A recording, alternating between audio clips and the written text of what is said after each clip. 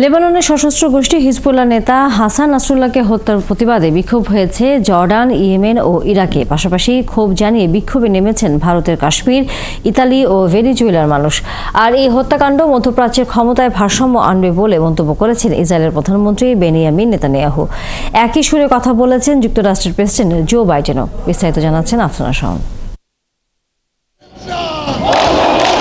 হাসান নাসরাল্লাহকে হত্যার প্রতিবাদে বিক্ষোভ হয়েছে জর্ডানের ইসরায়েলি দূতাবাসের সামনে। এ সময় আরব বিশ্বের কঠোর সমালোচনা করেন বিক্ষোভকারীরা।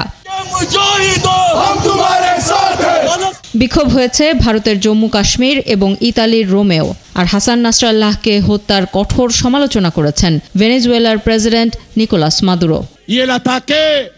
হত্যাকাণ্ডের নির্দেশ এসেছে জাতিসংঘের সদর দপ্তর থেকে। বিশ্বের কাপুরুষরা সব চুপ, কিন্তু বিদ্রোহী মানুষকে কেউ থামাতে পারবে না। তাই মুসলিম বিশ্বকে আহ্বান জানাচ্ছি ফিলিস্তিন ও লেবাননের মানুষের সাথে সংহতি প্রকাশ করতে।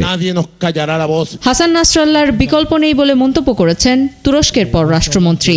আর জাতিসংঘে ইসরায়েলের কড়া সমালোচনা করেছে মিশর।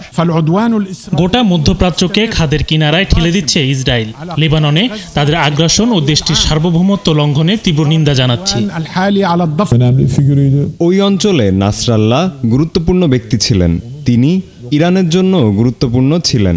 তার অনুপস্থিতি পূরণ করা কঠিন। এই মৃত্যু অপূরণীয় ক্ষতি ডেকে আনবে। এদিকে ইসরায়েলের প্রধানমন্ত্রী বলেছেন, মধ্যপ্রাচ্যে ক্ষমতার ভারসাম্যে পরিবর্তন আনবে নাসরাল্লাহর মৃত্যু। আমাদের লক্ষ্য অর্জনের জন্য নাসরুল্লাহর মৃত্যু জরুরি ছিল। এই অঞ্চলে বছরের পর বছর ধরে চলা ক্ষমতা চর্চায় পরিবর্তন আসবে এখন। তিনি বেঁচে থাকলে বারবার সংগঠিত হয়ে যেতেন। এবার আমি দিক নির্দেশনা দিয়েছি এবং তিনি আর আমাদের মাঝে নেই।